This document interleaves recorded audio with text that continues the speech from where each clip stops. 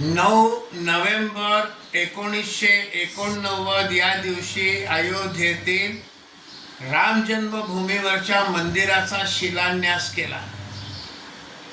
तो शिलान्यास ज्यांच्या हस्ते झाला त्यांचं नाव कामेश्वर चौपाल।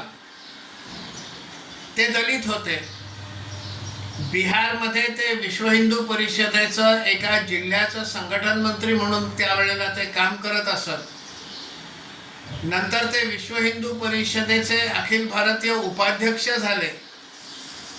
हे मी अशासाठी सांगतोय की या मंदिराचा शिलान्यास हाच मुळी ज्याला दलित म्हणून संबोधलं जातं त्याच्या हस्ते केला आणि समरसतेचा देखील एका अर्थाने त्यावेळेला पाया घातला गेला। हे मंदिर जेव्हा बनवून तयार झालं तेव्हा त्याच्या प्राण प्रतिष्ठेसाठी ज्या 11 जोडप्यांना बोलावलं होतं, दाम्पत्यांना बोलावलं होतं, त्याच्यामध्ये निरनिराळ्या जनजाती आणि अनुसूचित जातींच्या लोकांना निमंत्रण होतं।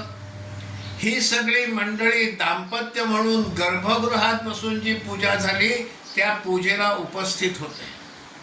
म्हणजे शिलान्यासापासून ते प्राण प्रतिष्ठेपर्यंत अनुसूचित जाती आणि जनजाती यांच्या मंडळींचा सहभाग हा राहिलेला आहे।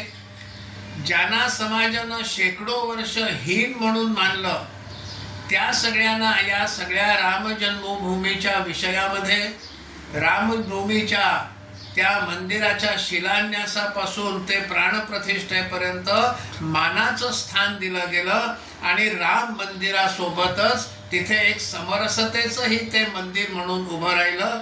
हे कामेश्वर चौपाल यांचं अलीकडे निधन झालं, पण त्यांनी जे काय त्यावेळेला कार्य केलं त्या कार्याबद्दल त्यांना श्रद्धांजली अर्पण करतो।